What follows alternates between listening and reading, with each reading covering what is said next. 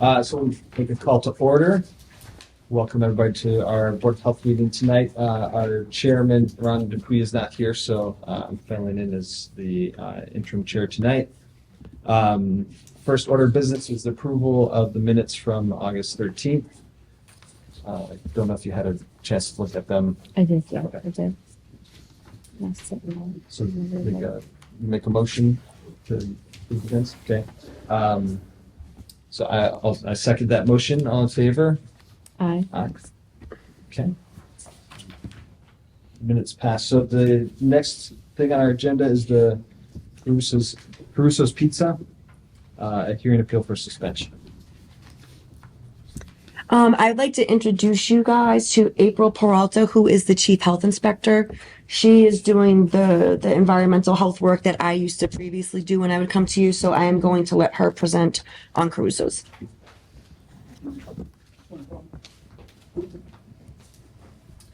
So on or around April 1st, 2024, an initial inspection was done at Caruso's Pizza, resulting in many re-inspections, continuous fails, and no improvement and low scoring.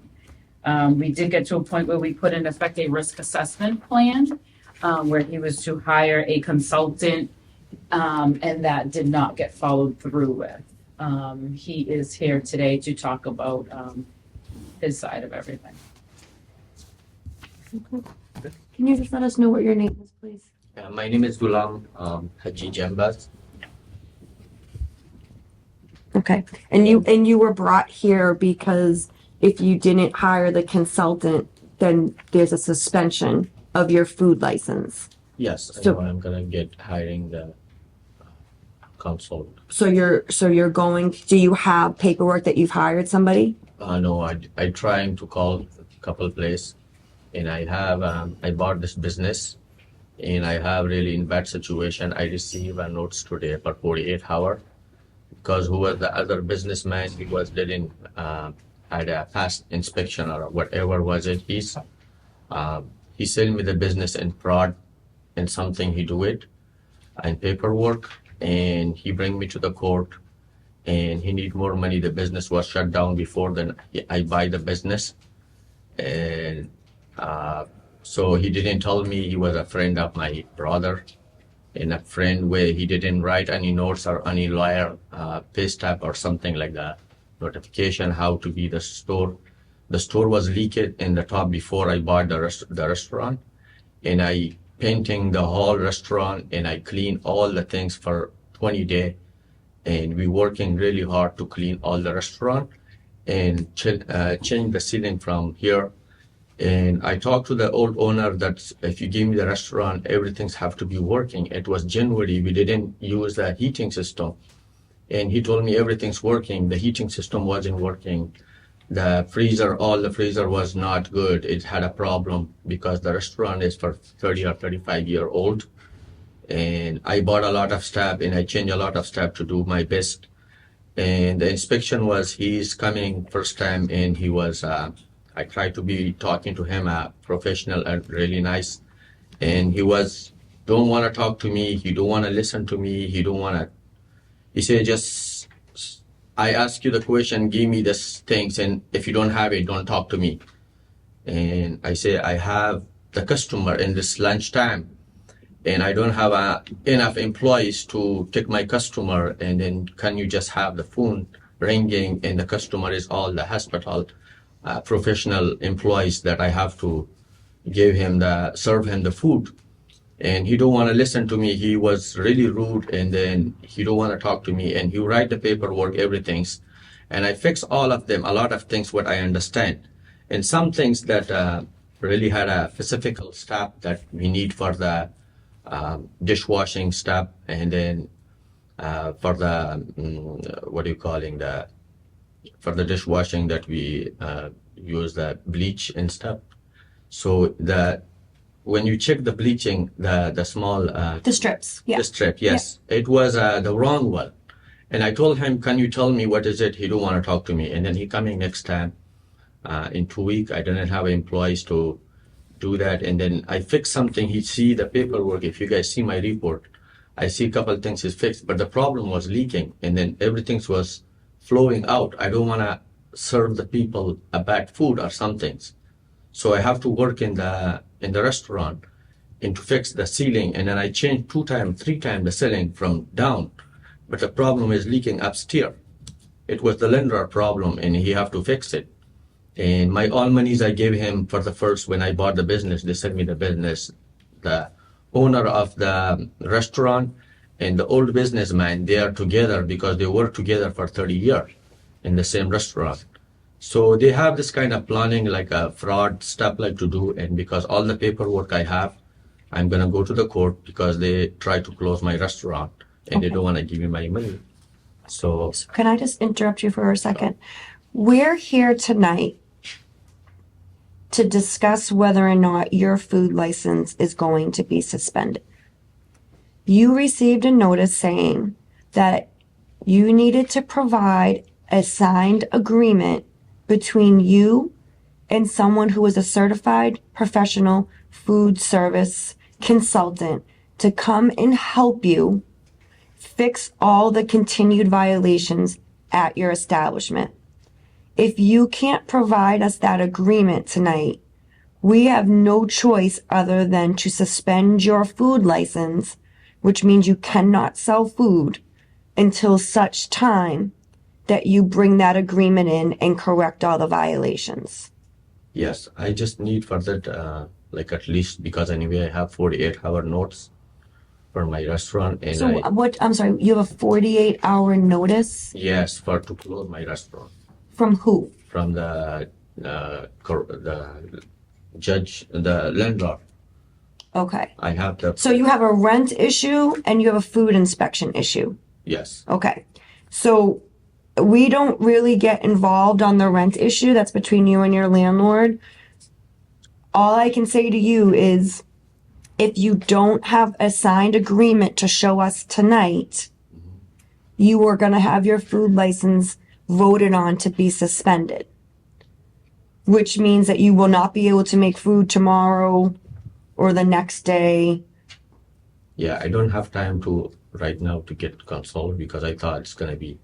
I have time because I already hired one, and we already spoke, and she was coming for 1 week, and then we didn't get talk to her, and I didn't have another one. Because when I talked to you, what day did you give me that letter? You had come into the office and you and I spoke. Yes. You gave me on October 30th. Mhm. You told me that you did have somebody. I did have somebody for a week. She did helping me, Okay. and then after she left me, she didn't. Okay. That's why I like So you no longer have somebody. not right now, but I'm looking for another. Okay. one. So it sounds to me like you have a couple of things going on. In April, you're the chief health inspector. Can Go I ahead. just Yeah. interject? Because when we met on September 16th was when you were to get the consultant. And then the consultant came in a week after that, and you still did not produce a contract. I needed the contract to produce that the consultant was going to consult for you, and it still wasn't provided. So Yes. back in September 16th, you still didn't have the consultant. Yes, because I called in couple place, and then it's like really high from my badge because the restaurant is business really down, and I was looking for someone to find affordable that I can working with them. So I think the recommendation that we will make to the Board of Health is that your food license is suspended until such time that you are able to provide a signed agreement for a certain amount of time, and that until we can do an inspection and ensure that everything has been corrected, your license will remain suspended. Do you understand what suspended means? Yes. Okay. Does this, what I'm saying to you, does that make sense? Yes. So you're not going to be able to cook or sell food? Okay. For the customer, I'm gonna close the restaurant. Correct. Yeah. You can't cook food in the restaurant. You can't sell it until you have a signed agreement and you pass your inspection and everything that was indicated as in violation is corrected. Okay. Do I have any chance? Like I have time to tomorrow that No. I can send it? No, you've had a lot of time. You put the appeal in and we let you stay open during your appeal period because you appealed. And we encouraged you to do that. We said, this is what's going to happen. You should appeal it, have an opportunity to come to the board with what's going to happen. But it sounds like what you're saying is you're not able to get a consultant right now. And if you can't get a consultant, we do not feel confident that you can fix the violations that have been in existence since April. Yeah, I don't think so. I can just add one thing. So I don't think the violation was a small reason. Like I fix a lot of things. If you guys want to check, I'd be more happy. But otherwise, if you guys want to close, then I don't have any choice. So I think the last inspection was on 9/17. And then you were supposed to get us a form within 10 days, which came late, right? We got it on the 30th. On 10/11, you were still allowed to be opened to provide the contract. So you've had a lot of extra time to stay open and get somebody. It seems like as lousy as it might be in your best interest to not be buying food that's sitting in your refrigerator and stuff like that if you're trying to deal with rent issues and other business issues right now. I already fixed the freezer, everything. That's why I want to try to push the rental things. But I just I asking if you guys give me a choice, like chance, like at least 40 hour or 36 hours, something like that. That will be up to the Board of Health. So, I mean, they know my recommendation is But that. a lot of things is I did fix. I will be more happy if the inspection coming tomorrow. That's up to the board to make the decision. So, I mean, it looks like the list is at least shorter on September 17th than it was on August 22nd. But what you're proposing is that if an inspector comes tomorrow, do you feel that you would pass? I'm 100% sure I'm gonna pass away.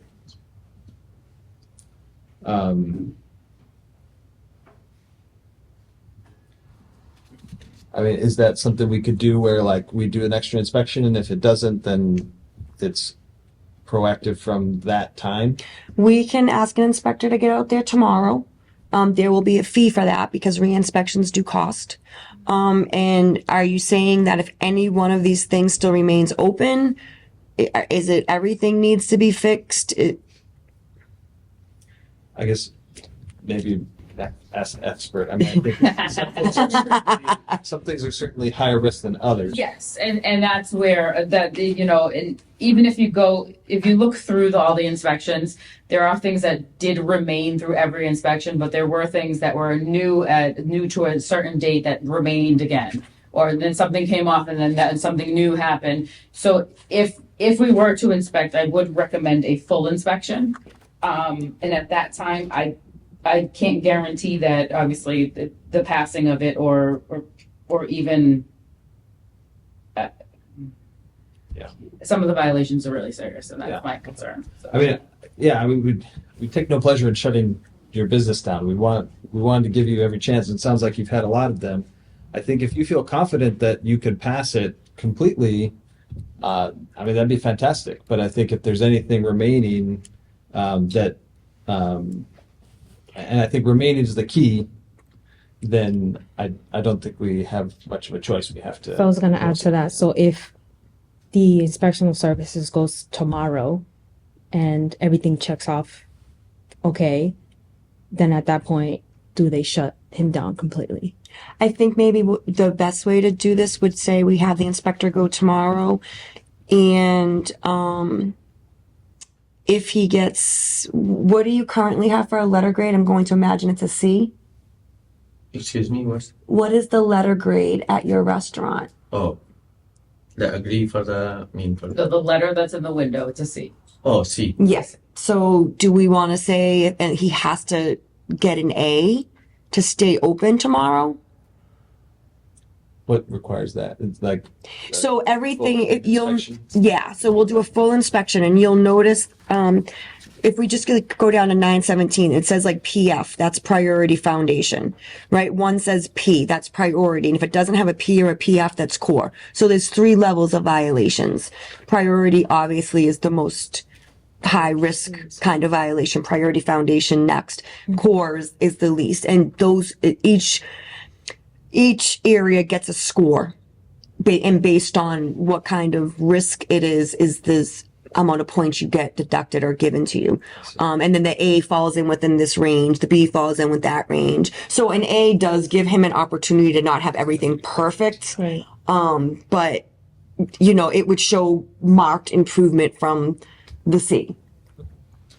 I mean, I think that sounds reasonable to me. I guess if it passes, then gets the A, he doesn't need to get the consultant either. If he can get an A, I guess what would be the reinspection? When would be reinspect again? I guess. So at that point, it would probably be a routine. right? So I mean, it's basically November. He's had more than he's a type 3, right? He's had more than 3 routine inspections this year. So his inspection interval would just start again the next calendar year. Unless we stipulate that's bingo. Yeah. So I do want to point out that some of the violations are kind of not things that have to be paid for, like a repair of a refrigerator, but just yet kind of, I'm going to say common sense food, like the where you're storing food, you know, and things being labeled.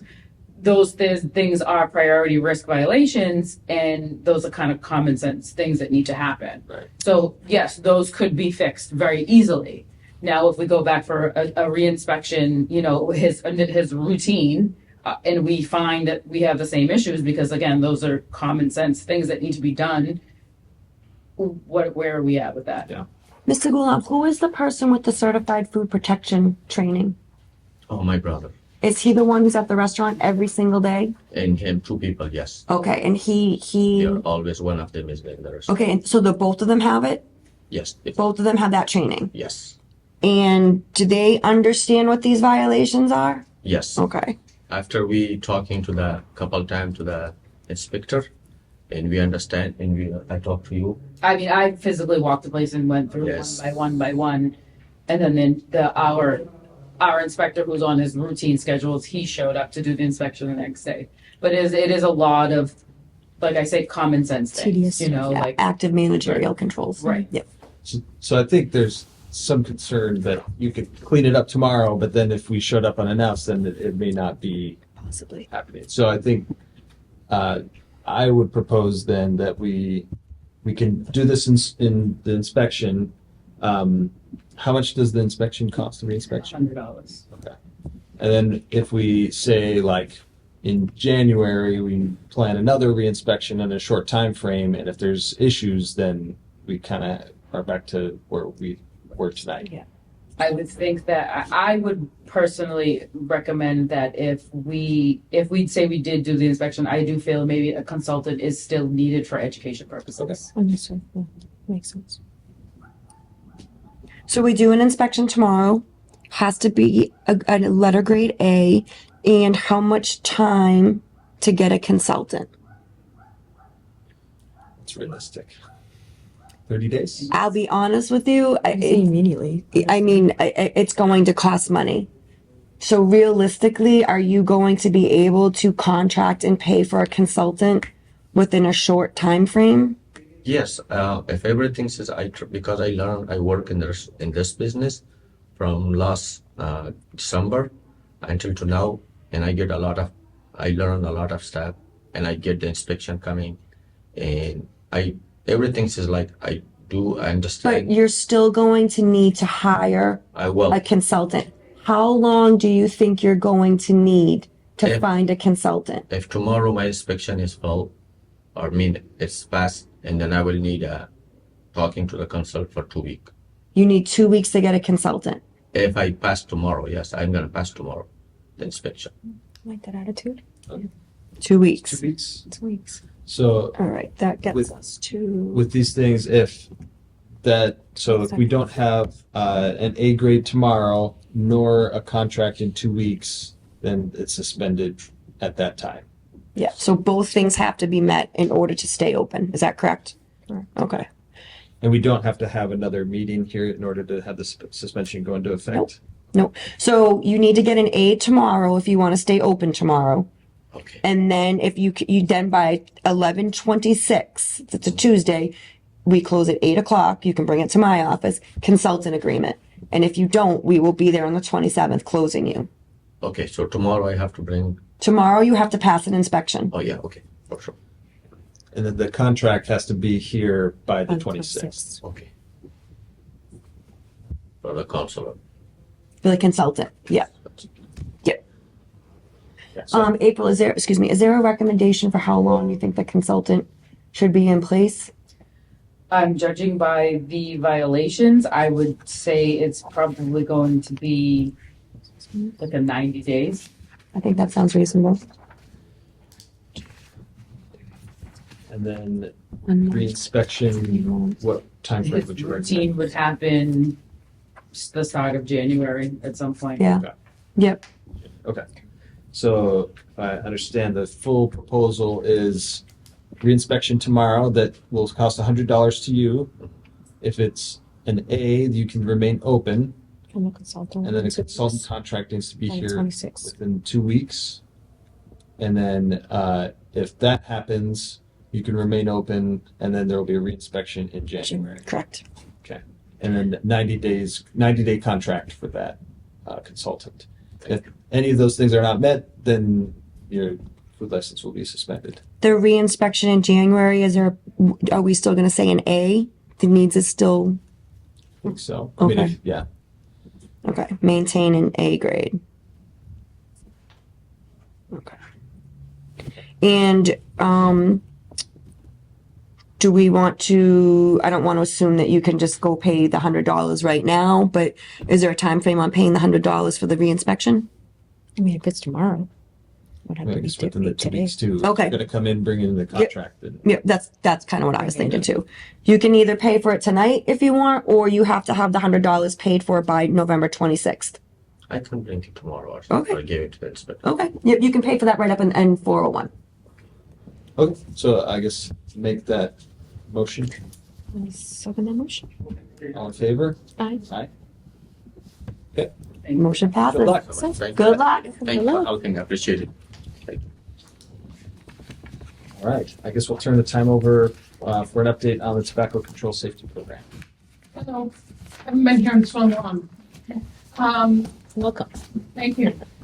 So the update is, initially, I think this was probably, Lisa asked me probably to come in at least 6 months ago, at least.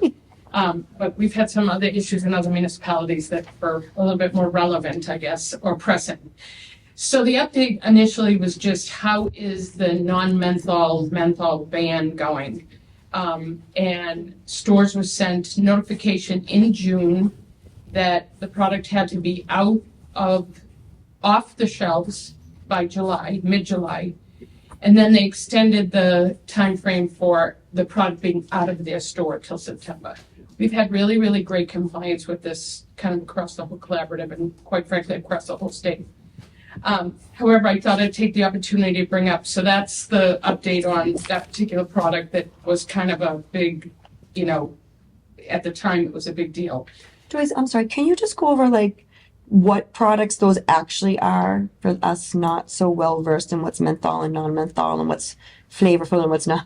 Well, we're going to talk a little bit about flavors in a minute, but this particular product is, so we used to be able to sell in Massachusetts like Newport menthol, that's your typical green pack. They were noted that's their number one product. And in fact, probably across the country and probably across the world, in terms of a menthol cigarette that is marketed in the United States, Newport was number one seller. And number one seller in a non-menthol was Marlboro.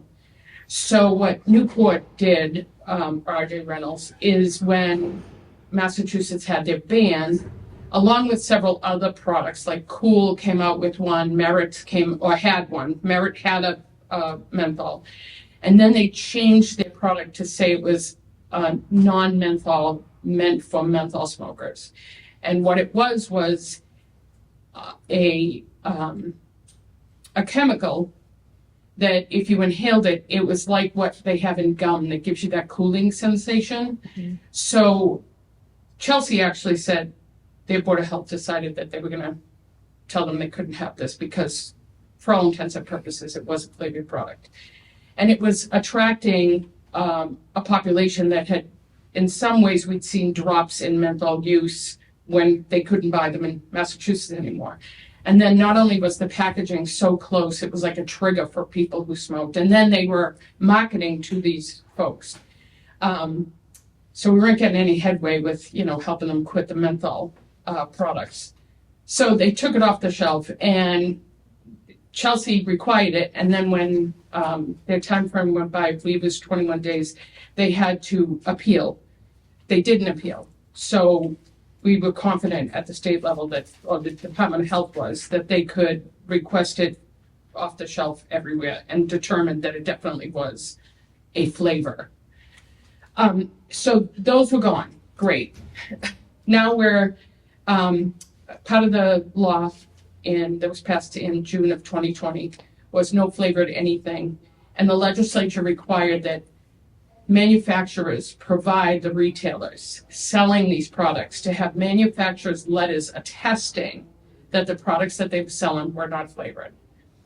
So fast forward 4 years, and we're out there on the ground, and we know some of these products are flavored.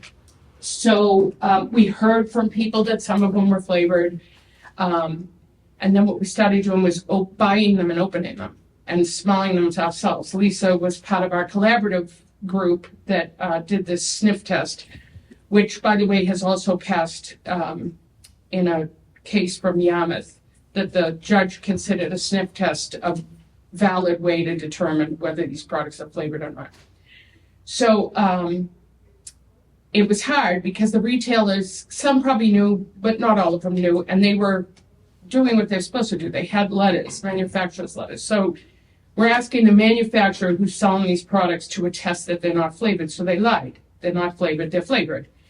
So I have a picture here of just to start. This is vaping products, that a handful that I went into the stores, and every one of these is flavored. These were all tested that day. Those are all vape products that are flavored. And the tell on most of these was like, this is purple. So I said, can I buy one of those? And of course it was grape, and you could smell in the whole room if you remember. And then I'll talk a little bit about pouches, which are a newer product than the vape. And then we'll talk about kid-friendly products. So, That's why I asked her to come and do the discussion.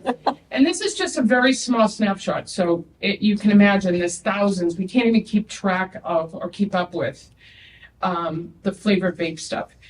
And the whole idea behind the flavor restriction in Massachusetts is flavors are geared towards young people. It's the way and the reason that they initiate use of these products. Then, of course, they become trendy, and then there's 1,000 products on the market. So Juul was the big one to start this reversal in nicotine use. And Juul's nowhere to be found or hardly out there anymore. But we have thousands of other name brands. So I asked the collaborative when they met if we could smell these products and agreed that they were flavored. We were going to send out a letter saying that the Board of Health has determined that these products are flavored and you have 30 days to remove them. I haven't sent that letter because new things are coming out every day. And we had a statewide off-site Board of Health, like my colleagues who do what I do in other surrounding communities. And I actually called DPH out and said, if we moved that quickly on Newports, and combustible are not the thing that kids are using these days, why can't we move this quickly, this fast with these products? And it's a whole bureaucratic thing, and I get it, but I don't get it, because in the meantime, we're losing ground with young people who are becoming more addicted. And the vape products that are out there, we limit the amount of nicotine that can be sold in a regular convenience store versus an adult-only establishment. It's really the only unique thing now about being an adult establishment is you can carry the higher levels of nicotine. So that's one good thing, but the flavors are still out there. But the alarming thing is now we're going to the pouches that look like candy. Yep. And old school, it used to be, chew, spit tobacco. It's gross. It looks gross.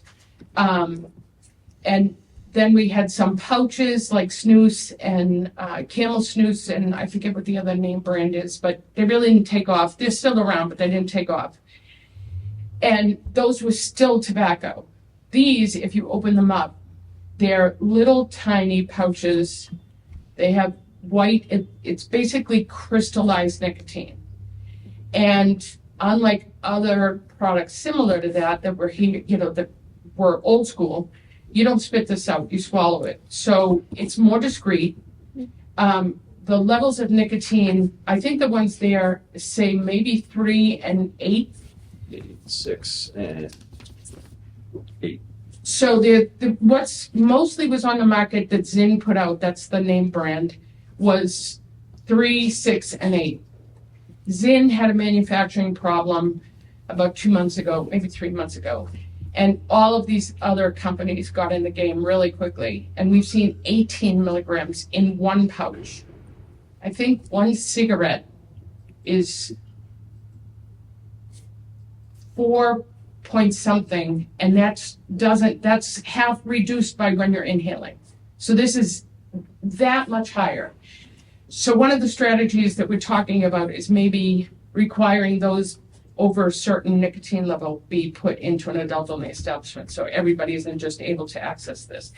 But my hope, honestly, is that somewhere along the line we start saying you can't manufacture anything above, because in other countries they don't sell these things this high.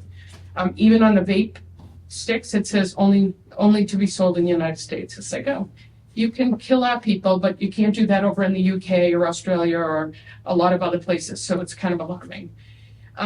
And those are really new, like within the last year or 2 years, the pouches. And now, again, they're flooding the market. And you can tell, if you ever take the opportunity to go into a convenience store, you can tell that it's their bigger selling product because of the inventory they have. There's drawers filled with this stuff, which of course it would be because it's highly addictive. And anecdotally, I've spoken to people, adults, who smoked at one point, quit smoking, started using this and can't stop. And of course not, the nicotine level is so high, or they're doubling up on it, they're putting 2 in their mouth. And they're definitely getting a nick hit, like a nick buzz.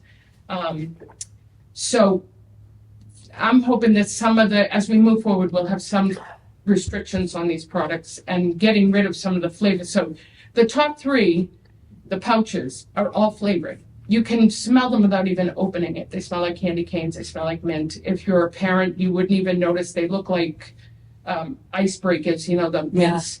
When you open them up, they look like they're the Listerine things you can put in your mouth that dissolve. The industry is alive and well. It's, a predatorial industry selling poisonous products and intentionally selling them or marketing them to young people. And that brings me to those kid-friendly things. Like, those are vape. Looks like a keychain. They're rechargeable, so you can put a cartridge in them.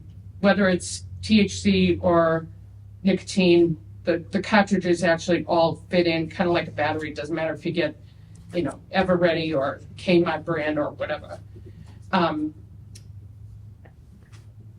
So those are just some of the things that are concerning that we're seeing. So is all this legislation at the state level? No, none of it is. Okay. And like in the past, sadly, but it's true, where home rule state means we can exceed what the state does, can't go less than. So, and one of those things, now jumping to the next subject, is nicotine-free generation. Have you heard about this? So the nicotine-free generation is, and it likens back to this, Brookline passed a regulation before 2020, but its effective date was January 1st, 2020, that nobody could, instead of going by your date of birth, they changed it to say their year of birth and said anyone born who turned 21 on that January would never be able to buy nicotine or tobacco in that community forever. And it's a slow roll to really create a nicotine-free generation. They got sued and unanimously, so went to the Supreme Judicial Court in Mass. And there was a unanimous decision that supported the Board of Health, that they could do it. It didn't undermine the state law. In fact, it supported it. The state law kind of says that, you know, you guys have the right to do stronger things, and that the purpose of it, its intent is to stop this deadly product. So when Brookline didn't have to, I forget the name of the word, but they didn't have to stop doing it until the what is that called when you put it on hold, you know, legislatively. Anyway, they could still continue, and they did, and then it was found in favor, and that gave us all, everybody can, any one of our 351 municipalities can pass it locally. So it's Stoneham, well, Brookline first, Stoneham, Malden, Medford, Winchester, I'm missing some, have passed. There were 7 municipalities. Now Concord, Peabody just had a public hearing on October 24th. The Board of Health chose to table it, hoping that a contract with their retailers would deter sales to minors. That meeting hasn't happened yet because it was just October. But the same night that Peabody met, Manchester by the Sea adopted it. So I feel like it's a train that's not going to stop. I think that boards of health are seeing it. The biggest arguments were the same arguments we heard when we did smoke-free workplaces, like you're taking people's rights away, or whatever. And I wasn't even, you know, it isn't, like DPH is not saying this is our #1 priority, nicotine-free generation. They're saying boards of health want to do this and they have comprehensive regulations. Obviously, we'd support them. And in sitting through a hearing, one of the things we heard the most was, you know, the rights of people have choices, they're adults, blah, blah, blah. And the problem is they're not, because the industry is not creating those products for a 21-year-old. They're creating them for where kids are starting to use these products, where it's not their right. They're being sucked into this. They're on social media. They're using the same playbook that combustible tobacco used to use. And they're attracting people who are 11, 12, 13 years old. And I think it's like 94%. First of all, we lose 9,000 people in Massachusetts a year. It's still the deadliest, most deadly disease, which I'm sure you know that. You don't need me to tell you.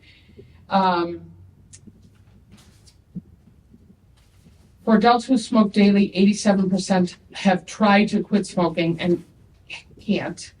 95% of tobacco use begins before the age of 21 and 99% before the age of 26.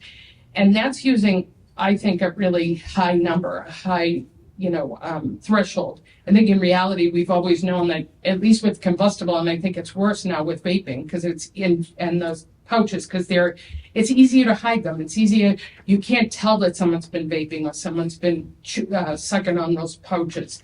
So that age was, and I believe still is, between 11 and 13.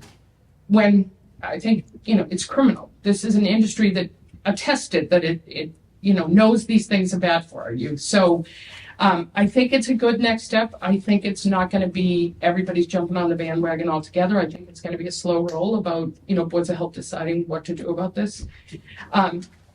So that is sort of like what's going on with the flavor and the new products, and they're still attracting kids or pushing things towards kids, which continues to be alarming. The good news is the Delta products, which probably the last time I was here, I kind of mentioned those, the THC, synthetic THCs, and then the synthetic THC that exceeded the level and was considered, so much cannabis that it could only be sold in a cannabis establishment. DPH, ABCC, and MDR all sent out a letter to all retailers who had a tobacco permit and who had a alcohol permit, and I think even a food permit, and it's off the shelves, it's gone. So that's great. It's like when they move, it moves, it comes out when we're going to stop pushing it. So So were you saying there's no more Delta products on shelves? can't find it, not seeing it. Okay. It's great. It within a couple months of that letter, it really did go away. It was coming faster and faster and more products. And we're just not seeing them. And I think it's partially because especially the food industry, because they were getting all these drinks, and they said, well, how can the distributor sell it to us? And it's like, they'll sell you anything. Like, they're trying to sell a product. And so once they found out that they couldn't have it, the retailers were sort of like, no, we're not taking this product in no matter what you say. And then the manufacturers just realized Massachusetts was not letting this fly under the radar. And then the last thing, if there's no more questions about that, there's a lot to absorb because it is an update, but it's a lot, is I had mentioned to Lisa that, and I think, Doctor, you're working with somebody on density? Store density, is someone working with you? Not me. Not that I'm aware. Oh. Store density? Density of tobacco permits. Yeah. No. Huh? Sounds interesting. Well, your name was mentioned, and one of the reasons why they didn't have me reach out to you is they had reached out to you, is what I was told. Interesting. I'll find out more about that. But anyway, we have a lot of stores, a lot of permits. I don't care about the stores because it's not about putting stores out of business. It's about getting tobacco out of the city. There's a lot of reasons Just for a couple months ago. Yeah. I got an email about it anyway. Yes, Yeah. that's okay. It was probably even more than a couple of months ago. Yes. Okay. So the density idea is how can we reduce the number of tobacco permits in a municipality? So first of all, Lynn has an unusually high amount compared to state per capita. So we did probably about 4 years ago, Lisa, am I right? We put a cap on. But the cap that we have has moved minuscule. And the language was, we're just going to say there's 140, and then I think we reduced it to 136. I still think we're even under the 136, which is great. When they kind of organically went away, then we just put the number lower, right? We left it open, but if they were organically, we did get rid of like 4. Yeah. That's that 131, right? over 4 years. That was one a year. Was it That's a 131? real slow roll. I can't hear. 131. The cap is at 135 right now, I Yeah. believe. But not all 135 may currently be being used. Right. We're at about 127 plus like 2, well, 1 adult only. The other one hasn't got a permit yet. But I'm recommending that we consider what we call retiring cap. And what that is, so Brookside Liquor has been closed for several months. And in the language of regulations, we put, if I'm going to buy your store and you have a tobacco permit, and that's of value to me as the purchaser and you as the seller, you have 60 days they don't get to buy it. It comes back to the city, but it gets reissued to that address and that establishment. We have municipalities within our collaborative and outside of our collaborative that it's called a retiring cap. So if a business goes out of business and is closed for 60 days, and there's no current interest in that as somebody who wants to have a tobacco permit, we reduce the number by 1. It's just gone. It's gone forever. Yeah. And so eventually we get at a better number. And the other thing is it just doesn't leave these open ones that are just hanging out there. And to be honest, it's a little bit more coveted. And even tobacco merchants like this because it's lowering their competition. And they still keep the value of their business. So I would recommend that we look at the number, and I would say this after the first of the year because I'm also going on medical leave, so I won't even be back until after the first of the year. But looking more closely at our number, where these are being used and where a business like Brookside, I don't know what their intention is. They may even open, a convenience store may open there before January. But look at that language and see if there's a way to, let's address the density issue by just, and it is sort of an organic way because it's like, okay, you closed, no one was interested in buying that location for 60 days. And then you can have a waiting list not even, because if it's retired, it's retired. Yeah. So the thing would be you'd have to buy another store that currently holds one. It's worked out really well in the few municipalities that have it. almost every one of our municipalities has a cap, and it has organically gone down, which is great. But their caps are like 40. There's, we have almost 3 times that amount. So I'm just like, I think the city deserves that. I think, with all the growth, we don't need more tobacco permits. And it's like, you'll hear if there's a hearing, some people come and say, you're going to put us out of business, whatever. It's like, no, if you have one, you keep it. It's just, if you leave, it's gone. So I just love to see that here. Yeah. That we would need to do a public hearing for that, but I think just, in terms of putting it in thoughts and stuff like that. We did recently also update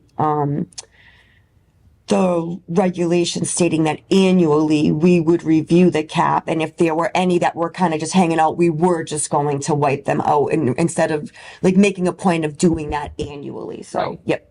And I would say, right, I mean, in the last year, I can think of 3 places that sat open that the cap could have been reduced. And they did open as a business. And then other ones that opened, that 2 new stores came in and they were like in new locations. And if we had that retiring cap, we'd be like, you know ahead of time you can't get a tobacco permit. Yeah. So those are my recommendations and some information. And I am going to send out that letter from the boards of health prior to next week leaving on medical leave. And I'm going to put the date as January 1st. After January 1st, those flavored products that whether you have a letter or don't have a letter have to be off the shelves. And inspectors will still be doing inspections. So that would be helpful. Yeah, it sounds like it'd be worth spending some thought and some time here about how to combat these sorts of things, right? And come up with pretty concrete instructions for the establishments too. We even asked them, like in Peabody, they asked them, would you be willing to open a product and smell it yourself? And actually, I just got asked, and I'm proud of this, I just got asked to present at a national conference next August about Massachusetts passed this smell test as a legitimate way to, and how we've identified lots of products. And so I'll be presenting on that at that. Yeah, thank you. So I think it's important. And we're trying, even my colleagues and I are trying to, I hate saying lists because if you can none of you probably remember, some of us might remember, there was a list of when flavored vape came out, there was 8,000 flavors. And we had a list, and people were like, well, it was not on the list, so I started carrying it. Well, now it's like, I have a letter, so I can carry it. It's like, you're right, but the onus is on you. Open this up before you buy it, or ask the manufacturer to open up, or the distributor to open up, and you decide if it smells. And we have to have some protocol for this, because they're just coming fast and furious. Yeah, it seems like it's going to be hard to stay ahead if we're not. Exactly. With our rules, yeah. Exactly. Yep. So that's it. That's it for me. Thanks, Joyce, and good luck with everything. Thank you. So you'll be back in January with some concrete recommendations, I guess? Hoping we're going to be on a call tomorrow. I'm hoping to hear some things that I can pass along. But the letter is definitely going to go out on my letterhead. So if you get calls, yes, they know who, I mean, I've been doing this for so long. They know the name of the program. Can you forward a copy over to us as well, and we'll make sure, Yep. And I even say blast it out on an email if you want to. I think that makes sense. Yep, and I'll get Perfect. that to April too, yep. Okay. Thank you. Thanks, Joyce. See you hopefully in January. Thank you. Bye. All right, we'll turn time over for the food clinic updates. Hello, good evening, everyone. My name is Irini. I'm the epidemiologist here in the Public Health Division. And like last year, I'm honored to present data analysis and reports based on our flu vaccination efforts so far this year. So the first worksheet that I have here has a detailed view of all the flu clinics that we have done this year, starting with the Lynn Senior Center on October 15th, all the way to the last clinic so far that we have done, which was November 7th at Salvation Army. You can see here there are some categories on the left, such as age group greater than or equal to 18 years old or less than 18 years old, the type of vaccine administered, which would be either the regular dose or the high dose, and then whether or not insurance information was listed on the registration form. And that particular category is important to us as we're trying to enhance access for health insurance, so like our insurance connection, health insurance connection for patients that may not have health insurance. And then on the bottom here are all the totals, and the grand total so far is 330. And then that is not all inclusive because there are some flu vaccines that are still rolling in the registration for that. The next slide, we wanted, because nationally we have been seeing a trend that flu vaccinations this year have been decreasing.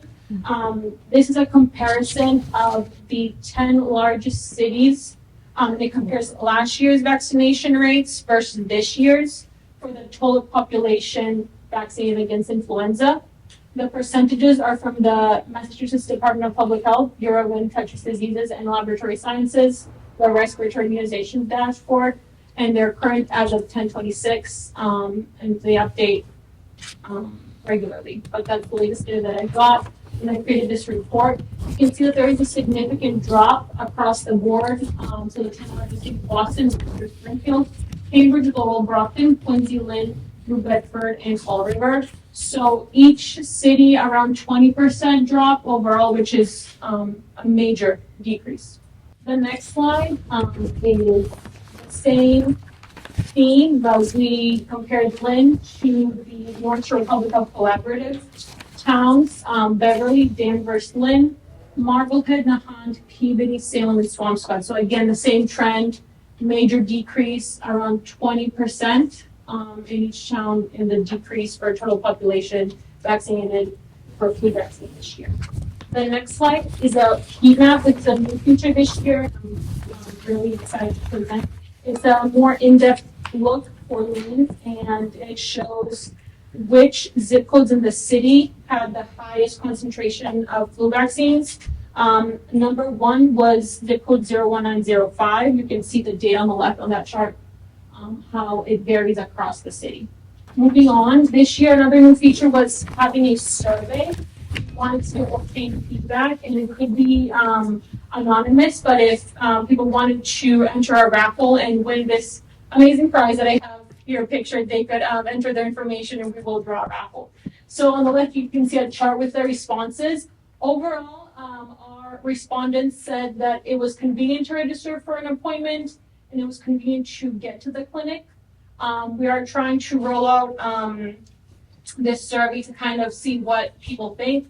We had an open-ended question, and someone suggested that we should have a clinic at Pickering Middle School. And the survey is there on the right, the purple sheet. And like I said, this is what people are raffling off. Some items are from the Public Health Collaborative, some items are from the Lynn Public Health Division. And then the last slide or Excel sheet are some updates. So we do have a walk-in clinic every Tuesday from 3 to 6 for flu vaccination. We have one coming up at the North Shore Latino Business Association. We have another one coming up at Eastern Bay on 1 Eastern Place. And I also want to mention that last week, the Lynn Public Health Division hosted a COVID and flu clinic. So the Department of Public Health partnered with the Latino Health Insurance Program, and they came out here and vaccinated whoever was interested in obtaining a COVID vaccine. 21 COVID vaccinations were completed, and 4 flu vaccinations were completed by Lynn Public Health Division and our amazing nurse kids, yeah. And then for promotion efforts, I just want to highlight how we promote our clinics. We try to do our best to get the word out.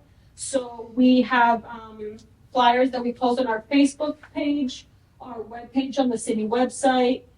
We have a mailing list that has the city departments, organizations, and community members that signed up and want to hear updates from us, and that includes around 61 email addresses. And then through LCTV, who's here tonight, whenever possible. So we really try to get the word out, and we really want to enhance access, like I said, and meet people where they're at. That's our message and our goals. So we want to be out there as much as possible. So that is it for me. If you have any questions or comments, I'll be happy to answer. I just want to go over a couple things. That was great. Thank you. When Irini originally started showing me these numbers, I was like, well, why are the numbers so low from last year, right? And I was like, what did I do wrong? What happened here? But in talking with the folks from our public health collaborative, they also expressed that they were noticing similar decreases. So we made sure that we compared 2 years worth of data from other cities to make sure it wasn't really just a Lynn thing. Then we were concerned that maybe people were just going to the pharmacies and just getting all their shots at once versus like, hey, come here for flu, go there for COVID, go here for RSV. So we did pull our numbers from DPH, MISS, I believe. Is that correct? Yeah, so that's where DPH would get their number. Right. So if you went and got your vaccine at Walgreens or CVS, you're counted in the percentage with these numbers. So this includes the pharmacies too, because I was like, well, maybe they're just going to the pharmacies. They're not. We are just seeing a huge decrease, as Ramini said, by almost 20% across, the 10 largest cities, the North Shore Collaborative, with people getting vaccines. So, in brainstorming ways to be in people's faces, like I sometimes wonder if people are so busy that it's just like, do one more thing after work when I got to get my kid to sports, or do one more thing. We are now trying to go to locations during business hours. So we're going to Eastern Bank, which is a large employer. We went to Gliss. We went to Gather Health. We're working with North Shore Latino Business Association. And instead of saying, hey, come to us at Breed or Marshall, hey, we're calling people and say, can we come to you? Would your community of people at your organization be interested in us coming to you to give out flu shots? And we're hopeful that makes a bit of a difference. We are more than open to other suggestions and ideas. We've definitely taken a lot of. Would you guys consider doing it to like state employees? Like if you go to like I say, for example, Lynn District Court. And so did reach out to the courthouse to ask them if they were interested in us sponsoring one there. I believe they were trying to gauge some interest, and I don't know if they got a lot of interest. They didn't reach back out to us necessarily. But again, we will continue to keep doing that. I did get a suggestion actually from a teacher, believe it or not, who we would have to talk, but about distributing flu vaccine to the schools through the school nurses to see if the school, if teachers want to get vaccinated on site at school, like at the end of the day or whatever. So just trying to get more creative in making it so that people don't even remotely have to go out of their way to get their shots. It is really kind of our next attempt at getting here. All of us have signed up for numerous vaccine access, vaccine equity, vaccine hesitancy trainings. DPH is spitting these trainings out left and right because this is just a trend we're seeing across the state. So I guess these numbers are comparing the whole season's worth versus up to this point. Yes, so one bar is July 2nd, 2023 to June 29th, 2024. I think that's what DPH considers one flu season. And then the green is current. So since we started vaccinating this year in Lynn, which started with the senior center. So I guess I don't know how available the data is of like, how are we doing it to this point last year? Obviously, most people get it at the beginning of the season because they think like September, October, I need to get my flu shot. But I mean, we have some time to catch up to those numbers, but I think a couple ideas I have. I mean, the Breed and the Marshall hosted ones accounted for over half the vaccinations. What made those ones more successful, do you think? So those are citywide ones, and then some smaller ones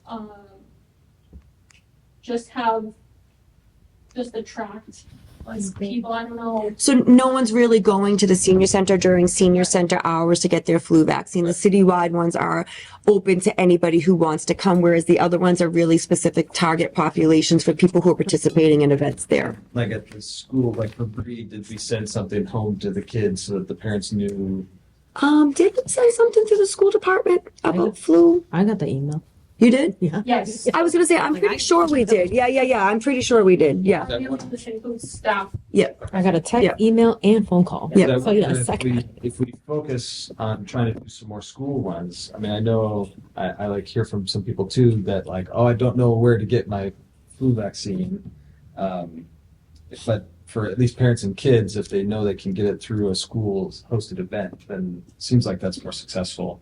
And I wonder too, if you pay attention to the day of the week that you host it, because I know for me at work, when I was trying to get my flu shot, I was like, I'm going to do it on a Friday so that I have like Saturday, Sunday. If To I feel get lousy. sick. That's a good point. So if we host them more on like towards the end of the week, I think we'll have a higher uptake too. We did ours on Thursdays, correct? Yes. Yep. But that is a good point. Question, do you think the times that we offered it had any impact? Was it after working hours where parents could attend? Yes, so that's, at the two citywide ones, we try to post it later on the day, so people have enough time. It's 4 to 7. People can register for an appointment, but they can also walk in. They don't have to be there during that appointment time. We try to make it as accessible as possible. Yeah, so 4 to 7 on those both days. Yeah, I'm sure that's going to be one of the key things too, is remove as many barriers as possible. Right. Yeah, and Breed and Marshall are chosen A because they have good areas to set up, and also one's Eastland, one's Westland, right? So you're not traveling across the city. Yeah. We have generally found over the years that the Marshall one, regardless of decreases or not, is the bigger clinic, which is kind of funny because when you look at the area code heat map, Marshall is in not 01905, I don't believe. I think so. 4. I think It might even be in 2. Really? Yeah. With this too, do we have, with the heat map, do we have a sense of how many people live in each one of those? Is it roughly equal? I'm going to say no. I'm going to say 01904. I mean, if you look at this map, you can kind of see 01904 is Ward 1, where there tends to be far more single family homes than you would find in The density? 01905. Yeah. Yep. I took the vaccine data from Color, which is our platform, and then I mapped it on the on this. Okay. And I would dare say that 01902 may be more dense than 01905. Yeah, well, and even, I mean, 6 in 01901, I mean, that's a small area, but it's probably very dense. Yeah, 01901's a funny little zip code though, right? Like, I don't even know like who uses 01901, to be honest with you. Maybe if patients decided to use their work address as their address. That's true. Just Yeah. But yeah, I think there's like little things around the edges that can increase the efficiency of Mhm. what we're offering that would help with that. Yeah, and I think like we have learned that, probably doing more frequent, smaller clinics that are more, like you said, specialized at the schools and offering it that way. The Eastern Banks, the North Shore Latino Business Associations and stuff like that may be just where it's easier. Like, I actually, not that I think it's a good idea, but my first thought was, boy, the supermarket would be a great place to get your flu shot, right? Like, everybody food shops, it's right there. You have to go. And if you give a gift card to Market Basket. Right? I was like, we went to Salvation Army 2 days. Yep. We The library, you guys were at the library. Yeah, so we try to go to many places of bliss, gather help, like you said. But at Salvation Army, we try to go during food pantry days because there are a lot of people here. Yeah. So we did a Wednesday and a Friday. Because I think one group goes on a Wednesday, one goes on a Friday, so we try to get as many people as possible. And I feel, I mean, I'm talking to people about this every day. I feel like the farther out we get from COVID, at least there's always been hesitancy for COVID, but I found like last year people were like, well, we have a big bad wolf to compare the COVID to, so more people accepted the flu. And then the farther out you get from that, maybe there's going to be some, like, I don't want the flu anymore either. I know. I feel like now people are just questioning everything. And I think that takes, we talk about policy a lot here and the work that you'd like to get into more. And I definitely think an educational piece, I feel like a lot of people may be just tired of feeling like it's, for lack of a better way to say it, being shoved down their throats. But I think being able to educate people on how to decide for themselves and their loved ones if getting whatever vaccine is worthwhile and to teach people how to do that. Like, what are the reputable medical journals and research to look at? do you want to listen to someone on TikTok necessarily versus like the New England Journal of Medicine? And I think that that's something where the public health department can play a big role is in educating people on how to make their most informed decision. Not tell them what their decision should be, not guilt them or force them to make a decision, but to empower people to feel like they're, for every article that you read that says you shouldn't, try to see if you can find another one that says yes, right? And how does it work? That is something that in terms of guidance and stuff, I would love to work with you, Clark, on doing more of. I think it would be helpful. And these are all free, right? Like we bill insurance if we gather the information, we bill it if we can, but Correct. It's free. Correct. So I think if you put on all the advertising free. Oh, yeah. First word. Yeah. We said no insurance. I'll be honest with you. I was so disappointed because this year we had tabling resources I figured, we have these people here. We had tabling resources here for people who wanted to pick up information. Lynn Community Health Center had a volunteer for mass health enrollment for people who had questions. Like we really tried to make it such a more robust event. So people weren't just like coming in, getting a shot and leaving, like they were leaving with other resources and stuff. And when we started looking at the numbers, I was like, oh no. But again, a lot of it could be, not speaking the language. So We I'd love to definitely had someone that spoke. We did. We definitely had, New American Center was there. We had folks from the Public Health Collaborative there. We had folks from MRC there. And we did have availability for translation, and all our marketing was in other languages. Yeah. Okay. Yep. Oh yeah, that was definitely for sure. Yep. Cool. Thank you. Thank you. Thanks, Irini. Thank you. I guess any old or new business? No, sir. I think the next meeting will be in the Yeah, the next meeting we decided, did we say, December 17th. Yeah. December Yep. 17th? Right. Make a motion to adjourn. And I second that motion. All in favor? Aye. Thank you.